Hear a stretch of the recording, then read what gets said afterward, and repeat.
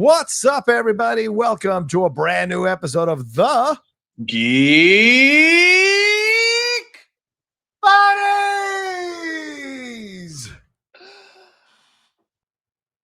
Hey! We're back at it here on a Wednesday to talk about stuff that's going on here in the week of Geekdom. We got a trailer to jump into, a new trailer for Anaconda. We've got some deleted scenes from Fantastic Four to talk about. We've got a new picture from Star Wars Starfighter. And of course, Mike and I have our spoiler review for Alien Earth Episode 7 Emergence. So we will talk about all of that here on the channel, on the show rather. But first, let's introduce ourselves. I am John Rocha, writer, producer, and host here on the Geek Buddies. I am Michael Vogel, writer and producer of animated TV shows, movies, and video games. Hey, Michael, how are you doing? Is there anything you're working on right now? Anything's going on in your world right now? Anything you want to reveal to the fans that you're working on or having your hands on right now? I have anything to reveal. I have a bunch of things in development, which means that I'm working really hard on coming up with a bunch of ideas that you all will likely never see, but we will find out. No, it's fun. My job with Gorilla Tag has been really awesome, and I get to do a lot of really fun and creative stuff with that entire team who are super cool and amazing VR nerds and geeks. And I'm doing a little something with Nickelodeon, and I'm doing a little something for this other animation studio, and I'm working on a graphic novel that this company wants to publish. So yeah, lots of stuff. That we'll see where it goes. Well, we appreciate you taking the time to be on the show every week, a couple of times a week, to talk about all the stuff going on here. So thank you so much. And for those you don't know, we were nominated. We found out today we were nominated. I didn't know. That's true. Our friend texted us, and I was like, wow.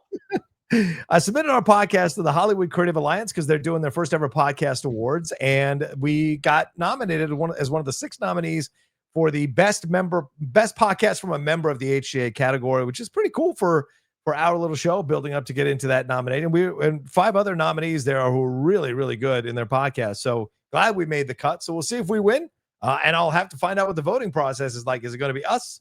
Like the members voting, or are we going to get people from the public? Is it going to be more of a public vote? I don't know. But when I find out, I will let you all know. But yes, very cool of us to be nominated. But we don't have Shannon McClung today, of course, Michael, because he's working, but we'll get him back on Friday for sure. And we'll see what happens there. Yeah. Any thoughts on that? Us getting nominated? Are you happy with that? What's this? I'm very happy. I think it's awesome. I love getting acclaim for something that you do for love. There you go. That's for sure. Yeah, I wish we could do it for more, but you know, it's the way it is right now. But let's get into the things that are going on in the world of geekdom. Let's start off with this one, Michael. Star Wars Starfighter dropped a brand new picture there of these 2 gentlemen who are in the movie. That's Ryan Gosling there. Of course, it's Shawn Levy's movie. It's a good shot of him there, and actor Flynn Gray on the set there in the Mediterranean Sea. And this was posted by Shawn Levy on his IG, and it says, somewhere in the Mediterranean Sea, #Starfighter. The film is set to hit theaters on May 28th. This comes right after, a few weeks ago, we got the black and white picture of them sitting on a speeder. So what do you see from these shots? Is he wearing jeans or those action pants? Is there a little Solo influence on these looks? What are your thoughts on this picture, man? I think this picture is very funny because it equal parts has me excited for this movie and also gives you absolutely nothing.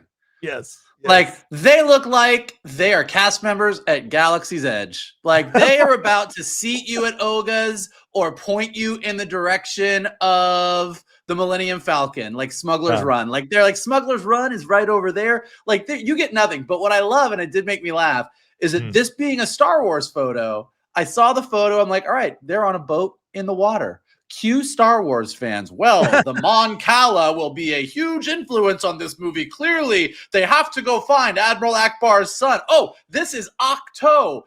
That is absolutely Octo. They are going to the origins of the Jedi. I think that this is the water where the Death Star crashed, and it's like anytime you see snow or sand in a Star Wars photo. It's snow, sand, swamp, water. People go crazy. So it doesn't give you a lot, which is probably part of the point. Like Shawn Levy posted a photo that was like, there's no spoilers here, but it looks cool. Yeah. And I was actually thinking about it as I looked at the photo. I'm like, why do I like this? Like, why does this make me excited? And it makes me excited because it does just give you a hint of newness. Like, Okay. there's like, I mean, obviously it's the Star Wars universe. We want to see aliens, we want to see droids, we want to have all the awesome stuff that we love, but Star Wars, more than other brands, can be real guilty of slipping you those member berries. Oh yeah. And like kind of trading in on nostalgia to get you excited. Right. Like, oh, look at R2 in the background. There's a Wookiee. There's Kashyyyk. And like, I just love that this is some weird adventure that we know nothing about. Yeah. And I think that I have a trust for Ryan Gosling. Like, I don't think that I don't think every Ryan Gosling movie is great, but I think Ryan Gosling is pretty damn good in almost any movie he's in. Yeah, that's a fair assessment. I have like a faith in him. I have a faith in Shawn Levy, and my curiosity is outweighing my cynicism when it comes to this movie so far. Well, you look at the picture, there's he's the one looking into the camera, obviously, and that's the rakish good looks. He's in fantastic shape. Look at those muscles. But Flynn Gray is not looking into the camera. He looks much more serious. He looks like much more concerned. So I kind of like that it's a good balance in terms of the faces that they're making. You're right. You're making a lot out of a picture, but this is what I like about seeing. I like the clothes that they're wearing. I like what it alludes to. It feels very Han Solo-ish. So I like that. They might be smugglers or, guys who are on the other side of the law, so to speak. We don't see much of the equipment, but whatever they're cranking there. And this does look like the Paramount water tank, doesn't it, Michael? I don't know where they're saying in the Mediterranean. It doesn't look like they're actually in the Mediterranean, unless that's an amazing shot there on that sea. If they say they're in the Mediterranean, they're probably in the Mediterranean. All right. Maybe here we are in the Mediterranean. And it's a shot of Ryan Gosling's backyard. No, I mean, you are right. There is, what Star Wars is good at is Star Wars knows what a Star Wars universe is supposed to feel like. So all the things that you're pointing out, like sort of the dirty clothes in the earth tones, the sort of I just stepped out of Burning Man vibe, you're a little bit dirty, the gears and the everything, like it's a futuristic world, but it's a futuristic world of yesteryear where everything is a little bit lived in. Like, go down the list of George Lucas talking about what he wanted his Star Wars universe to look like. And that part is never a problem. Right. Everything from Book of Boba Fett to Ahsoka to Mandalorian to Skeleton Crew to the sequel trilogy, like they know how to make Star Wars look Star Wars. Yeah. It's really in the execution of what kind of story are you giving us. And this one, there's so little known about it that I'm not going to say I'm optimistic, but I'm hopefully intrigued. Yeah, I'm intrigued. I don't know about hopeful, but I am intrigued. So I'm on half the board with you on this. So we'll see. And of course, this is going to be a while before we see a trailer or whatever, but I imagine this is part of the campaign. They want to drop little photos to get people excited, to make them feel certain ways about it. And so I'm sure we'll see more photos like this coming down the road until they actually drop a trailer. So, all right, let's move on to some trailer news. And speaking of trailers, then that's the Anaconda trailer. The Anaconda official trailer dropped this morning. Very much a meta within meta film. That's these guys getting together, Paul Rudd and Jack Black, who are going through midlife crises. They enlist their friends from back when they were young, played by Tandy Newton and Steve Zahn, to remake the film Anaconda that they loved in their youths. And it leads to a bunch of shenanigans. Their snake gets killed if you watch the trailer. And so they have to go and get an actual anaconda, which looks almost like a Jurassic World, Jurassic Park type of situation or Jaws type of situation. And hilarity supposedly ensues. So, Michael, your thoughts on this trailer? What did you think of this one? Well, your use of the word supposedly tells me plenty about your opinion about this trailer. This is the dumbest idea I've ever heard in my life. And I cannot wait to go see this movie. It is like, look, Anaconda is one of those movies that it wasn't good when it came out, but boy, did we all go see this movie. Did it just sort of get into the zeitgeist a little bit? It is so horribly dumb. As you love to point out, Jon Voight gives you a hell of a performance in that movie. And my favorite part of the movie is when Jon Voight gets eaten, gets spit back up, winks, and gets swallowed again. Like, the movie is just insanely dumb. So the whole concept of, and like just what happens at studios sometimes, like when you're in a development meeting and you're sitting in a room sometimes, and I did this at Hasbro, I did it at Sony, like you get a list of like what's in the vault, what's in the library, what's the IP that we have that has any kind of juice left in it that we could sort of get back out there. And look, that's what got us Jumanji. Yes. Like Jumanji was something that was sitting there and it's like, guys, we should do something with this. And they landed on the whole new concept with the video game and like blew up Jumanji to levels to which it had never been before. Yeah. So, you know, they're looking through and they're looking at Anaconda and they're like, I mean, guys, Anaconda is something. Like we should do something with Anaconda. And they could have absolutely given us just a straight up, we rebooted Anaconda. Yeah. And I think people would be like, all right, I'm in. Like if it was good and the snake was scary, like 100%. That is definitely a way to go.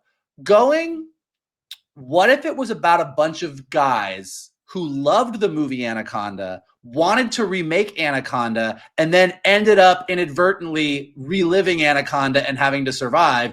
Also, let's have a moment where Jack Black dies and we use him as bait and tie a pig to his back. Like, it's so ridiculous and insane. But when it comes to a Paul Rudd, Jack Black movie, those are two guys that can sell you on ridiculous and insane and make it work. That's a fair point. I agree. I'm just confused about the ages on this, Michael, because it's supposedly when they were kids and we see the shots of them like as kids simulating Anaconda in that videotape.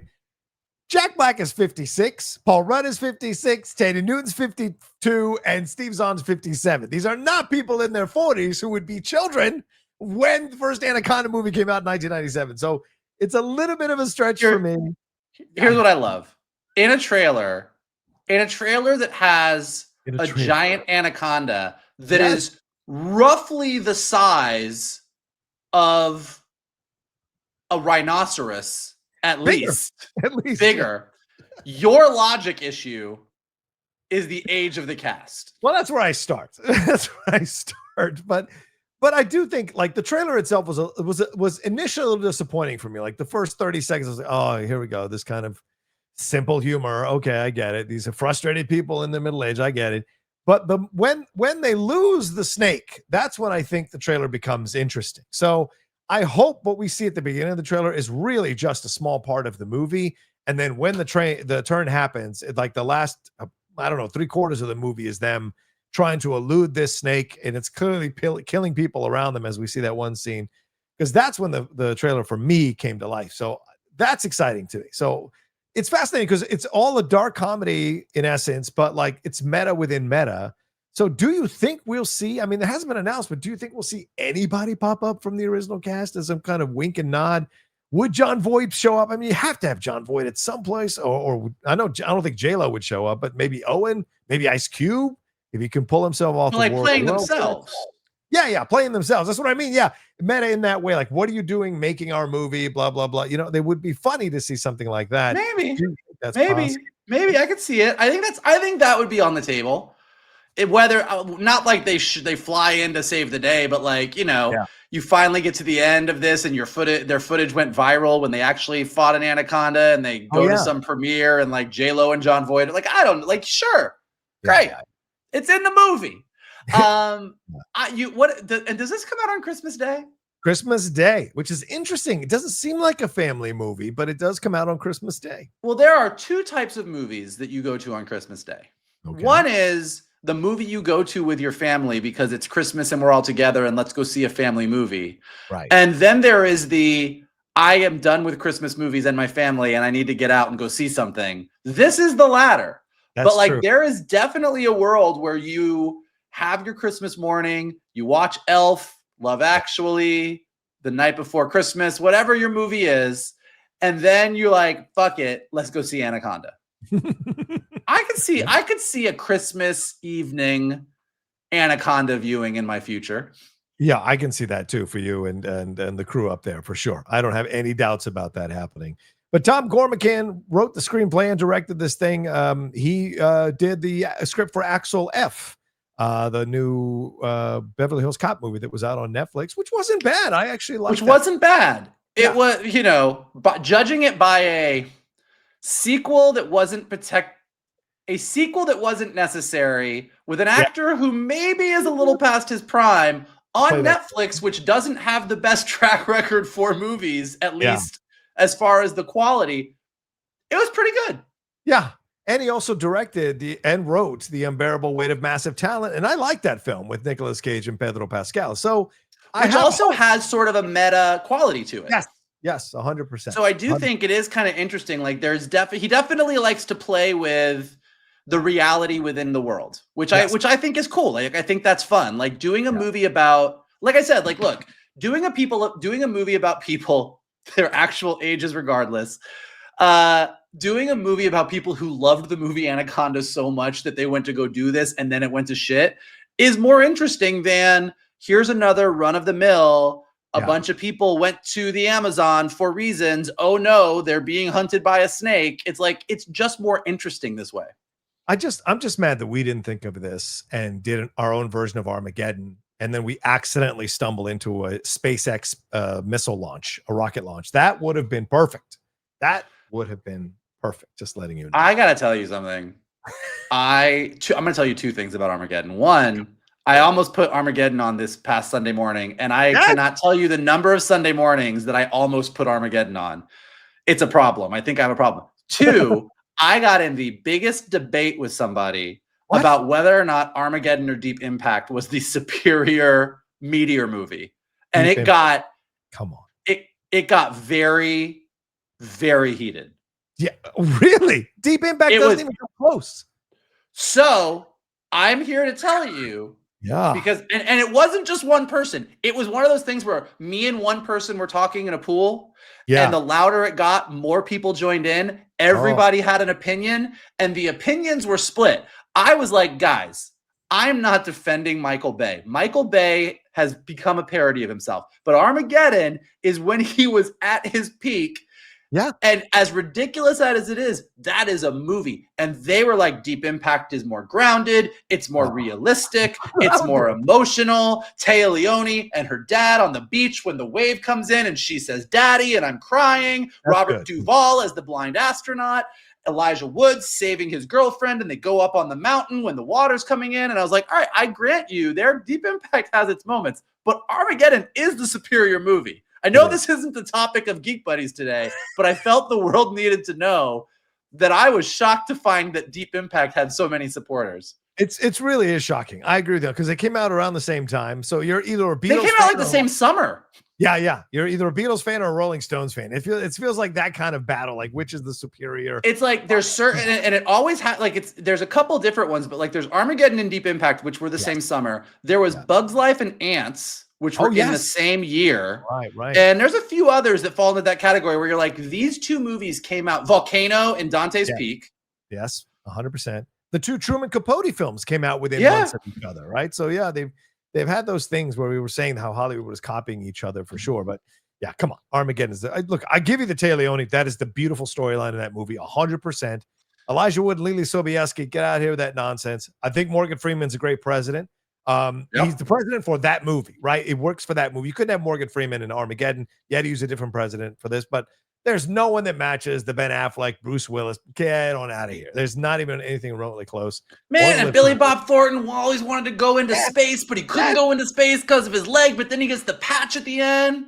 Will Patton's got the kid, and then when he goes up in space, like, that's your daddy up there? Get out of here. Yeah, that's right. Exactly. Oh, God, we have an Armageddon problem. Anyways. Yes, we do. You just might be Anaconda coming out this Christmas. Christmas Day.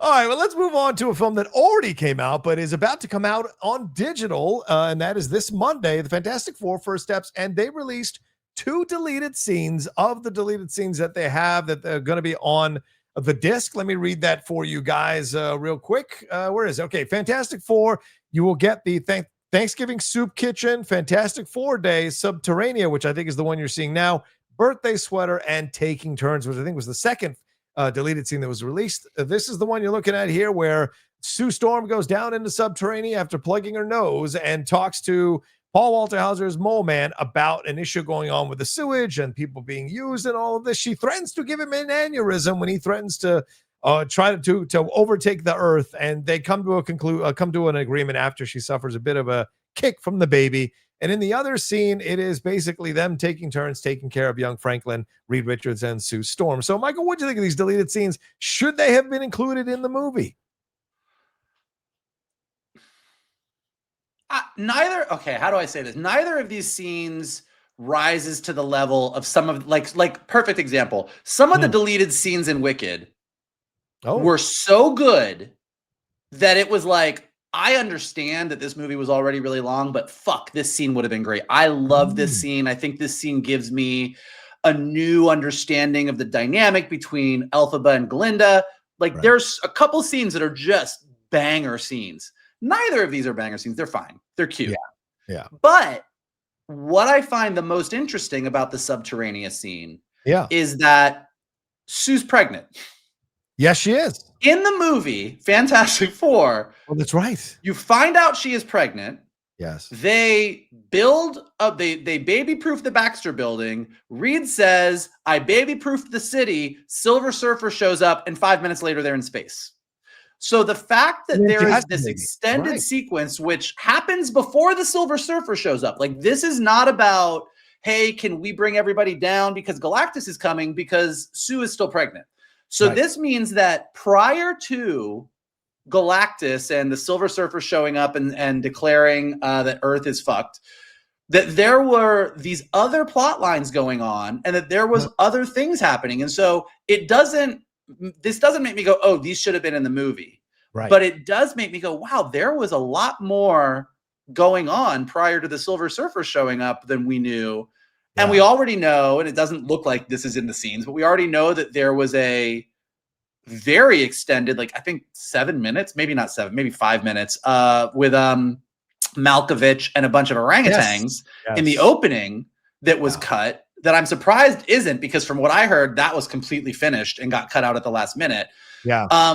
So you just sort of realize that, and again, I've said this a few times to people, but my biggest issue with the Fantastic Four, and the reason that Superman won out for me over this the superhero summer that we had, is that there's a lot in the movie that I liked, but it just felt like it was edited down to within an inch of its life. Yep.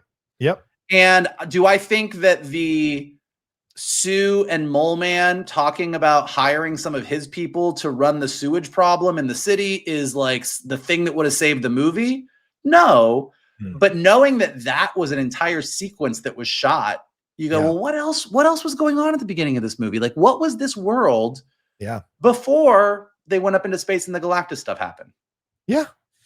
I mean, what's the big complaint I think all of us had was that we wanted more Mole Man, and we wanted to see, what their relationship was like, the reasons for why he does the things that he does. If you go in to see the movie and you don't know anything about the Fantastic Four, you're like, why is this dude so mad at Reed Richards? Why is this dude have an issue with everything that's going, like, none of that was really explained. You kind of had to come in with that information in your brain, or kind of glean it from what's going on there. But yeah, this scene would have added a little more texture to their relationships. Yes, I don't think it's a necessary scene, so you understand why they cut it. But I mean, this scene was clearly finished, Michael, with special effects and everything. So it could have easily slid into the movie, and it's only a minute and a half. I don't think it would have broke the bank in any way or made the film feel like extra long or whatever. And I think it would have given us a little more of the connection between him and Sue, which I think we were missing in the movie, honestly. Yeah, I think you're right. But I mean, look, one of the arts of movie making is editing. And true. Editing, there's a lot of things that editing does for you, but a good movie is you have literally cut out everything except the stuff you need. Yeah. So there's movies, we could take this summer. You look at Jurassic World. Now, John and I did not like Jurassic World. A lot of people thought it was a fun ride and they loved it. But I think most people agree that scene early on where Mahershala Ali and Scarlett Johansson are on the boat having like a 10-minute conversation about their trauma, most of which about Scarlett Johansson's sister who died and his wife who left, like the whole thing that never really comes back around in a major way. Maybe some stuff got edited out later on. I don't know. But like, that's a scene where you go, wow, you could have cut that and this wouldn't really have affected the movie. Right. Whereas with Fantastic Four, you did feel like, oh man, I just feel like we just rushed through everything. And even with Superman, which I like more, a lot of people, the two main complaints that I hear from people are, I didn't understand the Justice Gang. I wanted more information about them, and I wish we had spent more time with the Daily Planet. So you're always trying to find that balance of, I just need what I need on scene, and anything that I can get rid of and the movie still makes sense and works, I should. But then you overdo it just a little bit and you're left with something that feels a little empty. And so it's challenging. And I don't, would it have been nice to have more with Sue and the Mole Man? Sure. Is this the scene that we needed to establish his feelings on Reed? He doesn't really talk about Reed, so not so much. So like, it's like, that's where you sort of go, what did this scene do for the movie, and did it work or did it not? Yeah, I think this movie could have been 2 hours and 15, 2 hours and 20. If we'd, could have had a little more time with Subterranea and more with Paul Walter Hauser, who's such a great actor. So it would have been fun to see it. So getting this little clip, I think, was a nice kind of nod to the fans who've been saying that in their reviews and in their reactions to the movie, and getting more with Reed and Sue and the relationship with Franklin, I think that's the least of the two necessary of the two. If I was to rank those two scenes they released here, but yeah, Reed and Sue, there was not like Sue woke up, told Reed to go to sleep. He can be the smartest man in the world tomorrow. I'm going to nurse the baby. I turn invisible. Like there was nothing there that I was like, oh yes, Reed and Sue. So I understand why that one was cut. Yeah, absolutely. And just to clarify, it's the digital release that'll be out next week on September 23rd. The physical release of the film will be out on October 14th. It'll be in 4K Ultra HD, Blu-ray, and DVD. It will contain special features such as 3 featurettes, a gag reel, and an audio commentary from director Max Chapman and production designer Kazra Farahani. And as we mentioned, the deleted scenes will be part of it. Thanksgiving Soup Kitchen, Fantastic 4-Day Subterranea, a birthday sweater taking turns. And apparently one of those scenes, which I imagine is Thanksgiving Soup Kitchen, is Ben and Natasha Lyonne's character having conversations. So there's more there with Rachel Rosman in the film as well. So we'll see what happens with all of it when they come out, and we'll talk about it. All right, let's move on to our spoiler review here for Alien Earth, episode 7. So much happened in this particular episode, and especially happening to poor Arthur in this particular episode. We get more here with Marcy and her brother Hermit there, and Nibs. They go on this little excursion to try to leave the island. Boy Cavalier has a heart-to-heart with the sheep and the eye there. And, of course, we have Slightly and Smee trying to transport the alien thing that's inside Arthur until it bursts out of Arthur. And then we have Morrow coming in with his crew to take care of business, but is confronted by Kirsch, who takes control of his crew. And by the end, Nibs loses it on one of the people that's supposed to be stopping them from leaving. And it descends into the point where Hermit uses electricity to stun Nibs, with Marcy yelling at him, "What did you do?" So, Michael, your thoughts on Emergence here, episode 7 of Alien Earth? Aside from one quibble, which I've seen a lot of people have with the show, I love this series so much. And I particularly love it now this is like the penultimate, right? We get the season finales next week. Yep. It's next week. Yep. Where this show is going, I don't know.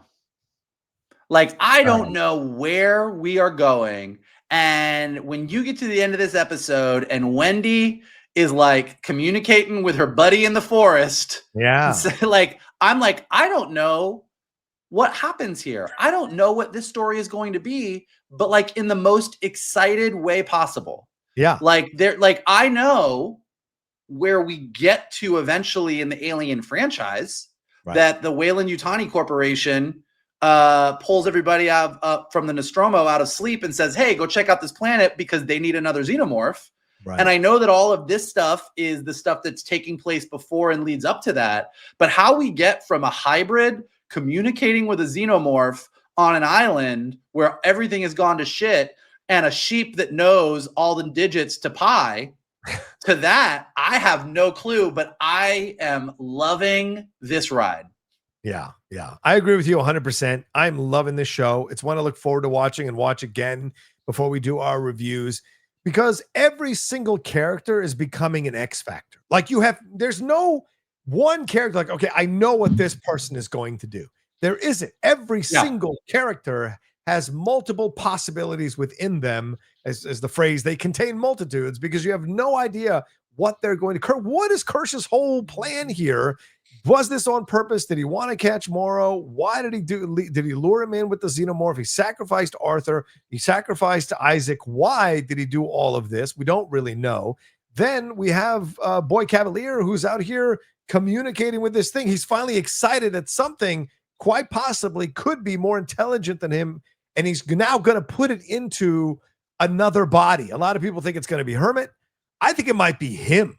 As a twist and a half that it goes into him and takes him over, which would be fascinating. That's not his intention. That might end up happening, but it's not. Yeah, no, because he's got the big eyes, so it would kind of work. So I think that would be interesting to see it that way. But then Nibs, we don't know if Nibs is like in trauma place. We don't know if removing her memories is what sent her crazy, but she clearly had a violent tendency before they removed her memories. So for her to indulge in that at the end there was super shocking. Hermit not killing her, I think, is going to be interesting. Did he hit her with a stun gun to like stop her from killing everybody, but knowing he didn't kill her, or was that on purpose to try to incapacitate her? I don't know. And as you said, fucking hell, man, having Wendy speaking alien to the xenomorph and letting it out of its cage to kill all those guards in the lab, and then later possibly kill all those people in the forest in the jungle if she wanted to.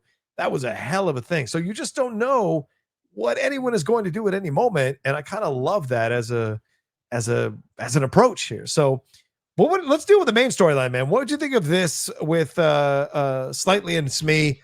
Smee coming in, seeing that Arthur is wrapped up in this thing, Slightly lies to him that he's not going to be hurt, and they're just going to take this thing off him.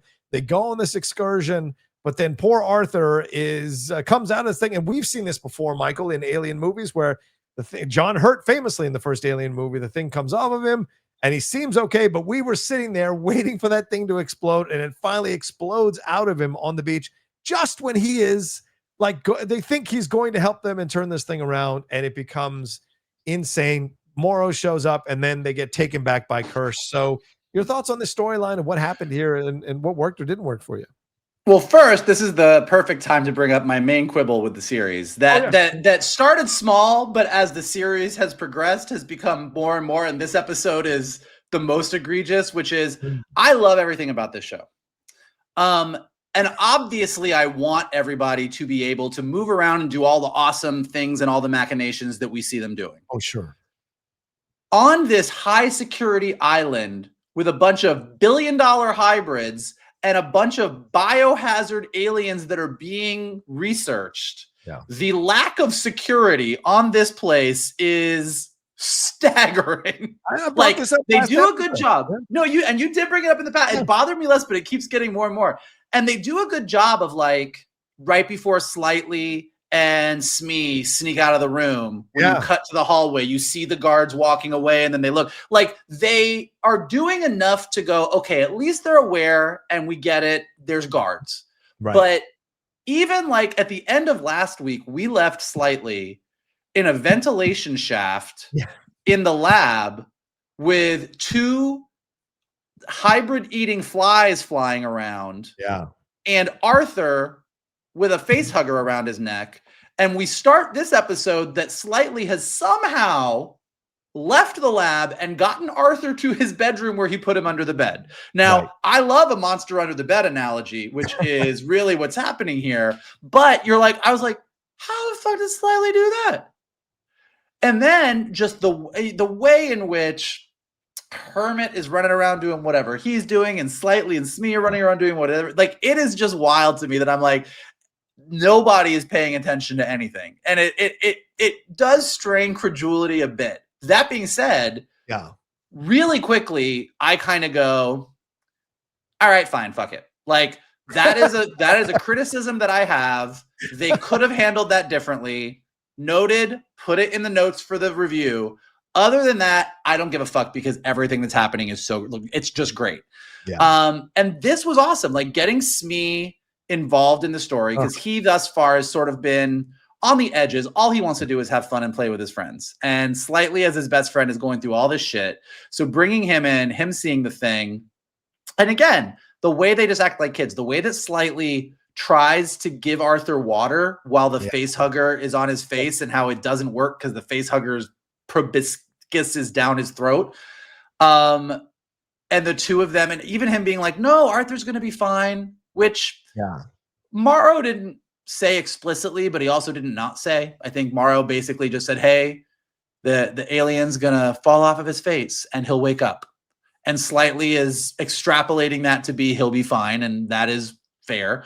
But that was all interesting. So them doing this whole let's sneak the guy out of the building in a very My Weekend at Bernie's kind of way.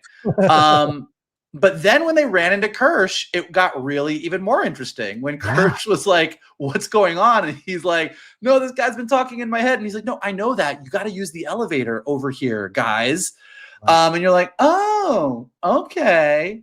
And then the show does a good job of finding moments to be funny. Like when they saw the guards coming and put Arthur down, and then they turned back and he was gone. And then the face hugger like fell out of the tree and scared the shit out of him. And then Arthur's just wandering around. Like there's like these moments that are kind of silly, even though you're like, this dude is fucked. And along those lines, look, poor Arthur, I know, right? as one of the few guys in this show that shows any level of empathy and any level of like, I actually care about all of these people and these things. And him walking on the beach with those two and giving that speech about like, you guys are bad liars. And I know you're lying. So let's go home. We're going to figure this out. He was a good guy until the end. And then we got what you want in an Alien movie or anything in the Alien franchise. We got a great chest bursting scene. And it was horrific and it was sad, but it was also kind of hilarious. And those two kids were not prepared for that. And that thing ran off. And so you go through this whole thing. And then the fact that they even still tried to take Arthur. Like they're like, let's just still deliver the body. That's just what kids would do, right? Which is exactly what two kids would do. And then seeing all the Weyland-Yutani people like pop out of the water. Like it was like this. It's like, this is, here we go, man. Like we are getting into this.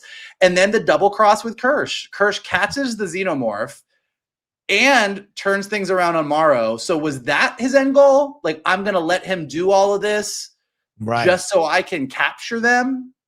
Or did he really want the xenomorph, but he was going to let everyone else do the work so he could get it at the end? Is there still another level to his plan? I don't know, but he is delightful to watch. And when he told those two they were grounded at the end, I was like, great end to this arc of this episode. Like, love it. You two are grounded. Yeah, I think Kirsch is the X's. Like I said, Kirk, he's the biggest X factor in the Xist of all the X factors. Yes, he is the Xiest of all the X factors. Because, like, you're right. Because the only way you can explain the security issues, and I was thinking about this as I was watching the episodes, is that Kirsch is the one who's telling them all to stand down. Kirsch is the one who's telling them all that to not attack, to not monitor this stuff, to not look at them, blah blah blah. So I think it's all, and it was all possibly to get Morrow. So, but what does he get by trapping Morrow? That's the question. Is it going to have more negotiating leverage with Weyland-Yutani? Is this a whole situation where he's going to try to assert power from Boy Cavalier? So we don't know what the logic is, but there's so many different things it could possibly be.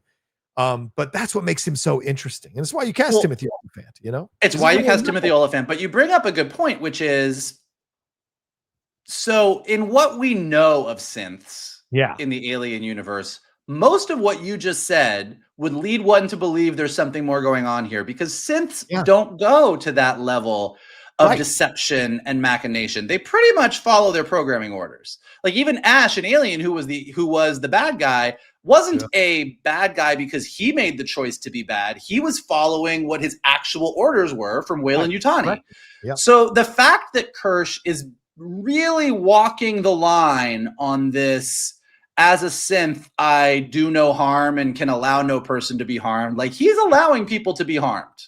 Yeah. And he does seem to have his own end goal. And he does seem to have a lot of feels when it comes to his opinions about humanity. So I've seen some people surmise that maybe he's not a synth. Maybe he was the OG hybrid. Maybe there's more to him, but I don't know. Or he is just a synth that has gotten to a level of his programming where he is walking that fine. He is threading that needle between what he is. I technically, personally did no harm. Yeah. I just observed some things and calculated how it was going to work to my advantage. So I'm really interested to see what the explanations are there. Yeah, especially because he tells Boy Cavalier about what happened to Isaac. It was, it was an accident. It wasn't his fault, and it wasn't these kinds of things. And then when they observe the tape, he says, "You got to watch the tape," and they see what the sheep did. This is all. Does he know that Boy Cavalier is going to be excited by this sheep and is going to be distracted? But like, I how much think a little bit. conversation is going on? Yeah. Well, like, because he didn't reveal. He watched this whole thing happen as it was happening. Yeah. He knew everything that was going on. And he knows what Slightly did. He knows what happened to Arthur, but he doesn't tell Boy Cavalier about that. He just he shows Boy Cavalier exactly this one thing that he knows is going to excite Boy Cavalier and sends Boy Cavalier over this, hey, well, all of this shit is happening on your island. You can go talk to the sheep. Right. And so I do think it was a little bit of let's focus you here. Yeah. And I am curious to see where they're going with Kirsch. But like, again, to your point to what we were both saying about this episode. Yeah. That's what's great. I love Kirsch as all of these characters are doing stuff, and I don't quite know why they're doing it.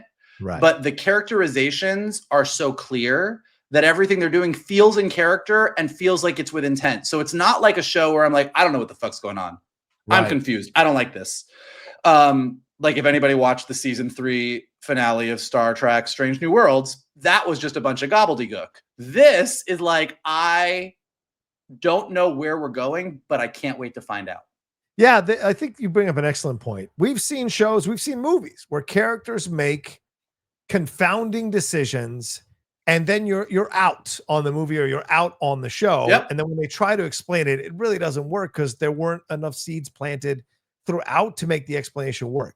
In this situation, there are so many seeds being planted that you're just wondering which one of these is actually going to bloom by the end of the series next week. And so you're so right with Kirsch. It's absolutely that, which is fascinating to see. And it's a tightrope. And he's doing him and Noah Hawley and everyone else who's writing the script. Oh yeah, I just want to give love to the writers here because it's Noah Hawley who wrote this with Maria Melnick, and it's directed by Dana Gonzalez. I think they did an excellent job reinforcing that stuff around Kirsch as well.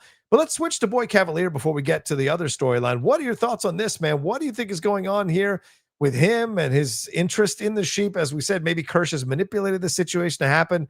Is he going to find someone of low intelligence? I've seen some people speculate that it could be Hermit, that he puts this thing inside Hermit, which could be interesting. Hermit versus his sister, possibly in this battle between them, or what do you think is going to happen here, and why do you think he's so obsessed with this eye thing? I think chances of Hermit ending up with the Teoculus in his eye are high.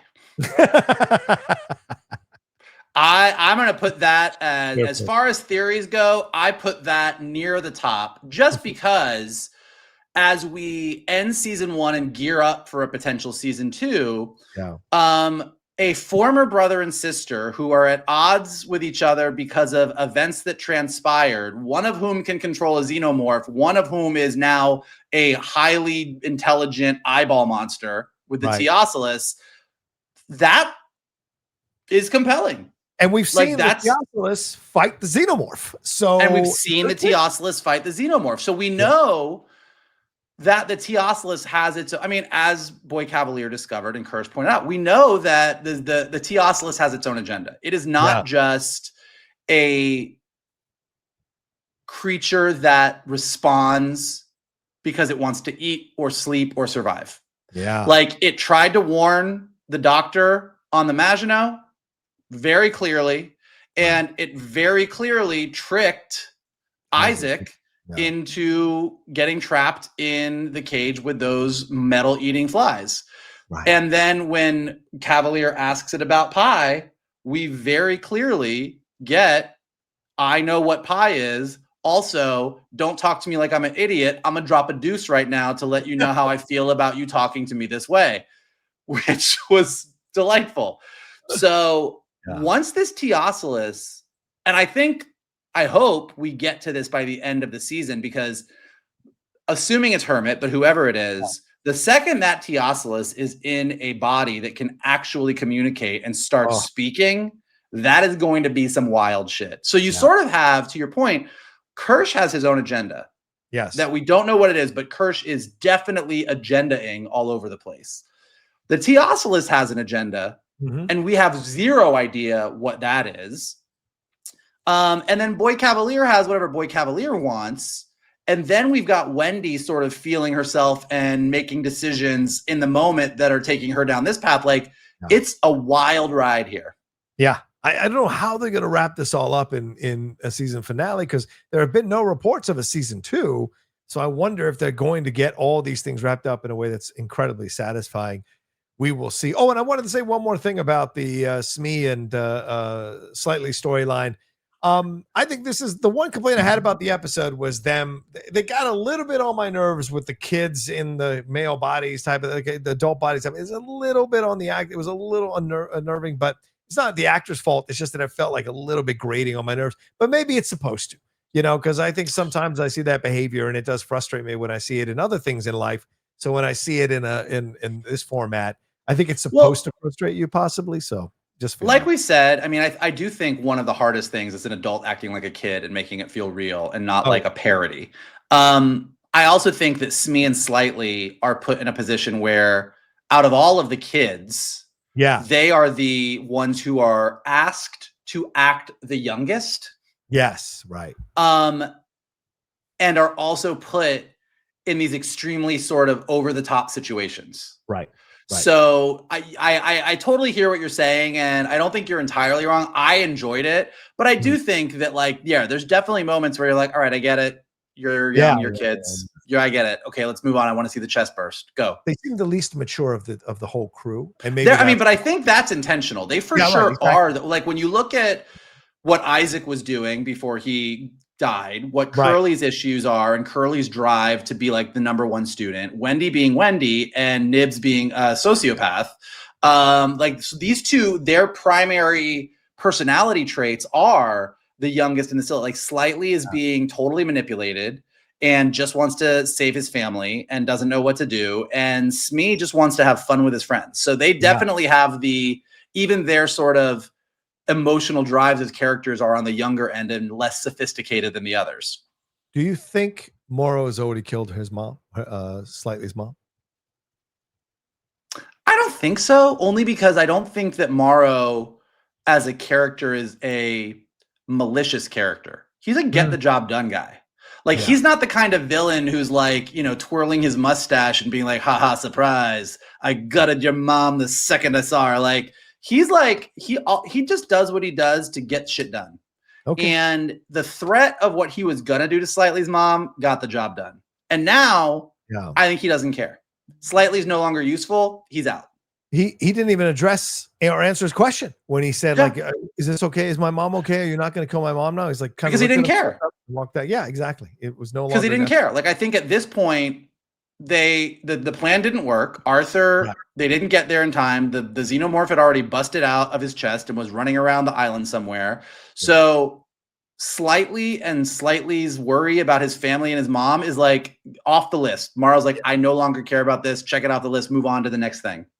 I'm still in my theory that he never even confronted her and that he simulated her voice, because we've seen that in Alien before. So I'm just throwing it out there. I don't know if the mom could be. We the audience saw her. Right. But we're seeing her through the perception of what Slightly was seeing or hearing, rather. So, all right, let's get into this one, man. This is such an interesting storyline. We'll wrap up our review by talking about this storyline. I mean, Wendy and Hermit, we see her communicating, as we said, with the xenomorph, which is such an awesome thing to throw in here. We see Nibs, as you mentioned, Michael, the sociopath nature of her, but we see Hermit, who's still trying to still trying to save Wendy, still thinks there's something here. And he witnesses her usage of the xenomorph in killing all those people who came with Morrow from the Weyland-Yutani Corporation. And then she's about to do it again, possibly, and kill all these guards and his friends who he came in on at the beginning of the show. And we see what happens with Nibs. So what are your thoughts on all this storyline here in the actions, and where are we headed to now? Is this relationship ripped apart now, or what? I love Wendy. Mm-hmm. I love Wendy so much. I think she is so interesting. And I think the thing that's most interesting about her is in maybe not most, in a lot of sci-fi, where you have a creature a robot, a synthetic person, anything, questioning their existence, questioning what they want. Because we are humans and we are the ones writing these stories, we tend to land on, well, ultimately they want to be human. Everything is the Pinocchio story for us. Like, oh, Data on Star Trek wishes he was more human. Spock is half Vulcan, half human. He really wants to lean into the human half. What I think is fascinating about Wendy as a character is she seems to have decided along the way that the humanity thing, pretty limiting, and y'all are pretty stupid. Right. She seems to relate much more to the xenomorph because she sees both herself and the xenomorph as pieces of property that are being held against their will. Yeah.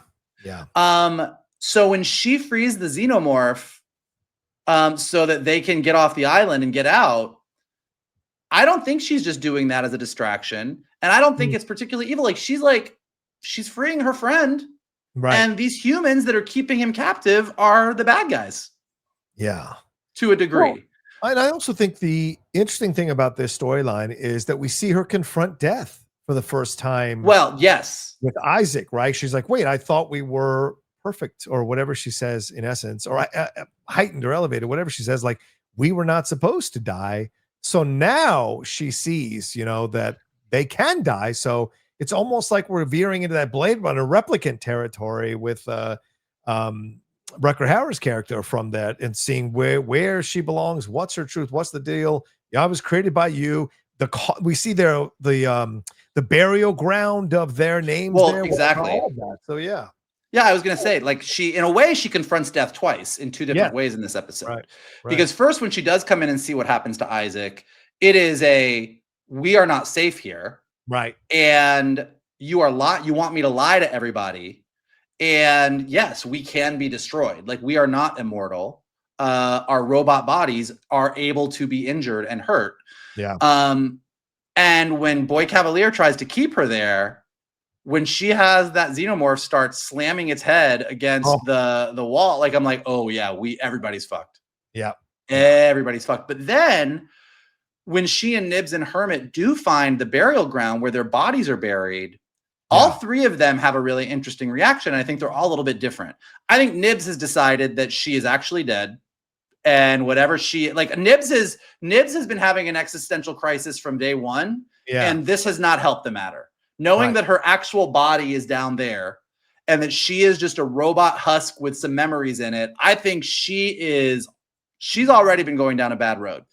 I think for Hermit, it's a reminder that this thing that's walking around with him isn't, strictly speaking, the little sister he thinks of her as. Yes, things are changing in their relationship for sure. Yeah. And I think Wendy is pretty clear on that's not us.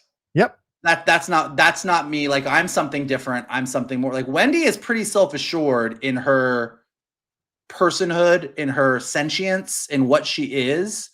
But we see a lot of things here. Like, even before that, when Hermit is like, we got to go. And she's like, well, we got to get the other Lost Boys. And he's like, we don't have time. And she's like, well, you would come back for me. I got to go back. Like, her loyalty is to the Lost Boys, who are the same as her. And the xenomorph, who she sees as another captive of Prodigy. Yeah. And her brother, who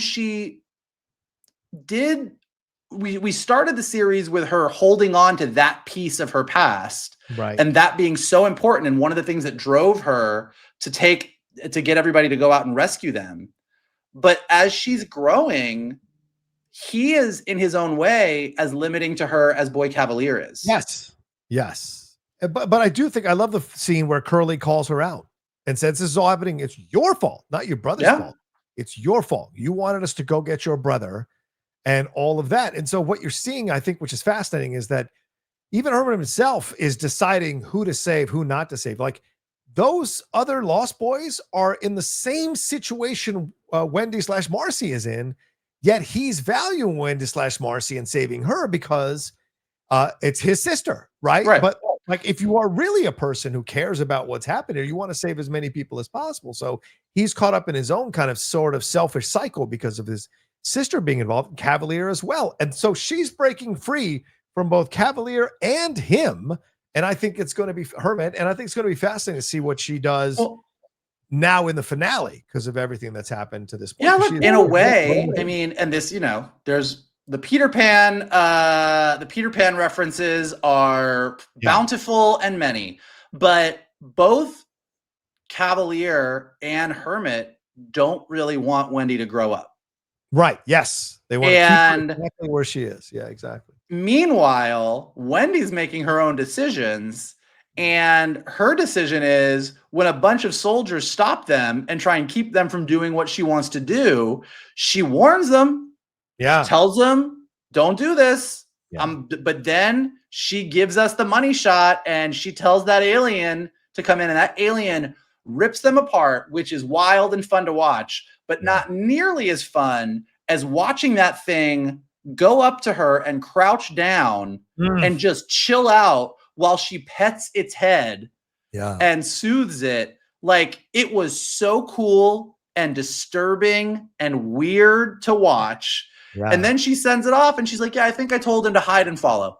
I think that's about right. And he does. Like, she is, for all intents and purposes at this point, she might as well be the alien queen. She just doesn't lay eggs. And I'm going to say this, like, I never thought at the beginning of this series, and I'm going to use this term, that they would humanize the xenomorphs for me, but they absolutely humanized the xenomorphs for me in this episode. The fact that it can be communicated with, the fact that it can rationalize with it, with someone who is speaking its language, shows me that it's not just this killing machine that there's more to it. And I think that's what's amazing about the evolution of the franchise through this series is now what we thought we'd seen everything we could of the xenomorphs. We have seen something more, which I think is fascinating to see. And where is that going to lead? And I found myself thinking this, Mike, I don't know if anybody else has said this, but like the xenomorph is the alligator, right? I mean, it's the crocodile rather in the Peter Pan story. Isn't the xenomorph that? Because I think eventually either the xenomorph is going to kill Boy Cavalier or Boy Cavalier becomes that thing and they get into an eternal battle between the two of them. And because Kirsch even teases this, right, with Morrow, and he says, this is far from over. And he goes, it never is, or it's never over, or something like that in exchange. So clearly this is going to keep going on for a while. But yeah, fantastic stuff. Really great things. I'm glad they didn't kill Nibs off. I was afraid they were going to kill her off. I mean, she might be dead. She might be dead. I hope she's still alive because I've really enjoyed her and I like her as a kind of commentary on the destruction of what this guy's done to these young kids overall. So, all right. Any final words on this episode? Oh, sorry. Go ahead, Michael. Yeah, not final words, but I mean, I was going to ask you, like, where do you think, what happens next week? What do you think is going to happen? I don't think we're going to get the answers that we think we're going to get. I think we're going to get a lot of the answers, but I think they're going to leave some stuff dangling for a season 2. I absolutely believe that. Noah Hawley has done multiple seasons of shows, Fargo, with the one Legion. So Legion. I would not be surprised. So I'm looking forward to, but I think we're going to find out. I think everything we speculated on is probably going to happen. Kirsch, the separation of Wendy and Hermit possibly getting this thing inside of his eye, and we're going to see Kirsch versus Morrow, because I wonder what happens with the Morrow situation. And then Weyland-Yutani has to come and play a role in this. The leader or the woman there has to come in at some point with all this stuff, right? Yeah, I mean, and one of the things that I think about is, look, obviously, Yutani and Boy Cavalier wanted these creatures that were on the Maginot. But the Maginot had a bunch of creatures. Like, the Xenomorph was just one of a bunch of species. Yeah. By the time we get to Alien, the Weyland-Yutani Corporation is 1,000% focused on, I want the Xenomorphs. Yeah. They don't care. We don't hear anything about Teosuluses or metal-eating flies. Xenomorph. So much so that the Weyland-Yutani Corporation sends an entire colony to the planet, knowing that they're all going to get attacked. Like that is how much they want it. So it is sort of like, well, what about this episode? What about this series leads them to go, holy fuck? And I do think having a hybrid on an island with 2 xenomorphs that she controls, I don't know how anybody does anything that she doesn't want them to do. Except maybe someone with an eyeball in their head. So I do wonder, I think you're right about, like, I think that Kirsch versus Morrow is something I want to see. Yeah. the more that we talk about it, the more that I'm just convinced that whether we get it next week or we lead to it down the road, Hermit with the T Oculus in his eye versus Wendy and her xenomorphs is something that I'm like, fuck, I want to see that. Yeah. And I do hope that Nibs stays around because I love a fucking crazy sociopathic robot who gives people Mortal Kombat fatalities when she's in a bad mood. Yes. I wonder what Slightly and Smee's journey is going to be. And then Curly is just kind of a wild card. Like there's enough pieces moving that they could, it's just really like, usually you have a pretty clear sense by this point of like, all right, well, this is what's going to happen. You know, well, Peacemaker's going to go to the other dimension. He's going to realize that everybody's racist and he's going to go, oh, I was better off with my friends all along. And he's going to do something that gets Flag off of his back. Let's move on to the next Peacemaker. Like, great. This, I'm like, I don't fucking have any idea. Yeah, and Curly has a part to play. Like, I think they've kind of pushed her to the side a little bit after kind of introducing her desire to want to be Cavalier's number one daughter, so to speak. And clearly her coming to the doctor, and that's the other element we didn't discuss, like, how is she going to react when she finds out that her husband has had a xenomorph put inside of it and ripped out, and Cavalier doesn't give two shits about it? What's her reaction going to be to Cavalier? Yeah. So it seems like 10 people have motivation to kill Cavalier at some point in the next episode. We'll see if that happens. But yeah, going to be interesting to see overall where we land by the end of the episode next week, rather. All right. Well, thank you so much for watching this episode of the Geek Buddies. This was our spoiler review for episode 7 of Alien Earth, but we also talked about Fantastic Four and the trailer for Anaconda and what else? And the Starfighter. Thank you all so much for hanging out with us. Michael, what do we have to tell these wonderful people who are watching or listening to us? If you would like to follow us, you can do so on Twitter at geek_buddies, on Instagram at _geek_buddies. You can follow Mr. Rocha at The Rocha Says. You can follow me at MKToon. We would also love it if you smash that like button below, subscribe to Johnny's John Rocha YouTube page, check out all the amazing content that he has got all around us right here. Leave your comments below. What did you think about that Starfighter photo? What do you think of the Anaconda movie? What do you think of Fantastic Four's bloopers? What do you think of Alien Earth? But most importantly, Armageddon versus Deep Impact. Where do you stand? Yes. Let us know in the comments below. If you're listening to us on a podcast, leave us some stars and comments so we go up in the rankings and more people can find us. And as always, the best thing you can do is retweet this video, post it on your socials, send it to your friends, and tell them to hang out with your buddies, the Geek Buddies. There you go. All right. Thank you all so much again. Take care of yourselves. Be well. Look for our main show coming up on Friday. We'll talk to you next time with another brand new episode here of the Geek Buddies. Hey!